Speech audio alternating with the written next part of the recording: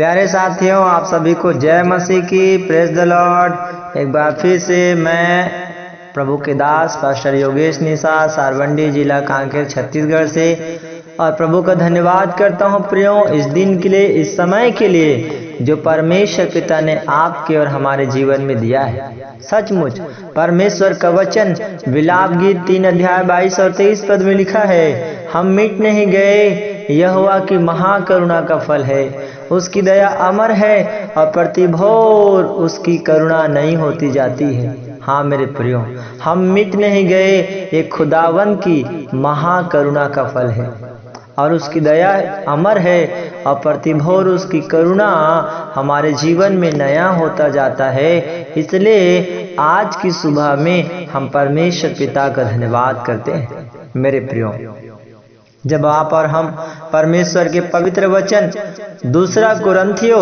उसके 6 अध्याय उसके 14 पद को पढ़ते हैं तो यहाँ पर परमेश्वर का वचन में लिखा हुआ है, अविश्वासियों के साथ असमान जुए में न जुटो, क्योंकि धार्मिकता और अधर्म का क्या मेलजोल, या ज्योति और अंधकार की क्या संगति।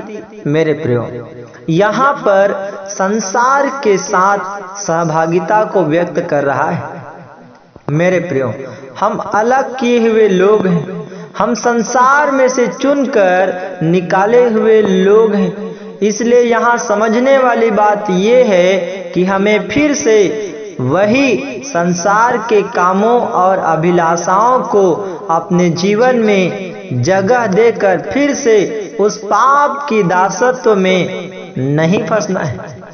उदाहरण में हम देखते हैं कि नूह, अय्यूब भी संसार में ही रहते थे, पर उनका जीवन संसार के समान नहीं था, पर एक अलगाव का जीवन था। वह खराई का जीवन जीते थे, प्रभु के प्रति आज्ञाकारी और समर्पित जीवन था। वे लोग संसार के साथ नहीं पर परमेश्वर के साथ साथ चलते थे। उन्होंने संसार में रहते हुए भी अपना चाल चलन नहीं बिगाड़ा, पर परमेश्वर भी उनके चाल चलन की प्रशंसा करता है। प्रियो, मैं परमेश्वर के दास होने के नाते आज आपसे एक बात कहना चाहता हूं कि परमेश्वर उन अरबों लोगों में एक नूह को ढूंढ रहा है। परमेश्वर इस संसार में एक अय्यूब को ढूंढ रहा है। उसकी निगाहें पृथ्वी पर लगी हुई है और वह चाहता है कि उसके पुत्र पुत्रियां प्रकट हो जाए, जो ज्योति के संतान के समान निष्कलंक जीवन जिए, जो जगत की ज्योति और पृथ्वी का नमक बनकर अपने चाल चलन के द्वारा अंधकार में फंसे हुए लोगों को अंधकार से ज्योति में खींच लाए। कुछ यूनिक आप में और हम में होना चाहिए। जैसा हमारा प्रभु यीशु मसीह स्पेशल था, वैसे ही हमें भी स्पेशल पीस बनना है। मेरे प्यारों, आप और हम परमेश्वर की दृष्टि में अनमोल और प्रतिष्ठित लोग हैं, और जब अनमोल है तो हम अनमोल की तरह अपना जीवन व्यतीत करें। कचरा का कोई महत्व नहीं होता है, लोग उसे घर से फेंक देते हैं। यदि आप परमेश्वर के घर में बना रहना चाहते हैं तो कचरा बनकर नहीं, पर एक अच्छा उत्तम लकड़ी बनकर रहना होगा, जो खुदा के घर के काम आए। गंदे बर्तन की तरह नहीं, पर अपने आप को शुद्ध करके निर्मल पात्र अर्थात शुद्ध बर्तन बनना होगा, ताकि हम स्वामी के काम आए। पाप और अधर्म के खोजी नहीं, पर पवित्रता के खोजी बनकर जीवन जिए, ताकि उस प्रभु को देख सकें,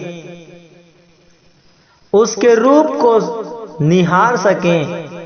अब अंत में मैं फिर से यही बात कहना चाहता हूं कि आप परमेश्वर के लिए स्पेशल पीस हो, स्पेशल पीस बने रहो।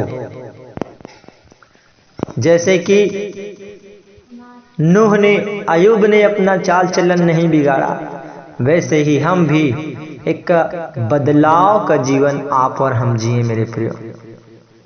परमेश्वर एक बदला हुआ जीवन हम में देखना चाहता है।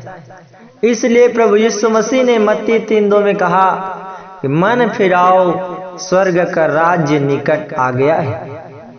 मन को फिराकर परमेश्वर की ओर लौट जाने की जरूरत है मेरे प्यारों। इस वचन के द्वारा अपने जीवन को आप जांचें, अपने जीवन को आप परखें कि आप कैसा जीवन जी रहे हैं।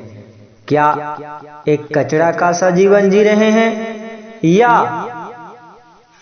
गंदे बर्तन का सा जीवन जी रहे हैं, या आप शुद्ध और पवित्र बर्तन के समान आप जीवन जी रहे हैं। अपने जीवन को चेक करें और परमेश्वर के लिए एक भावता हुआ जीवन और परमेश्वर को प्रसन्न करने वाला जीवन जीने का प्रयास करें। इस वचन के द्वारा प्रभु यीशु मसीह आप सभी को बहुतायत से आशीष देवे। जय मसीह की। Praise the Lord. आपका दिन आशीषमय हो। आमीन।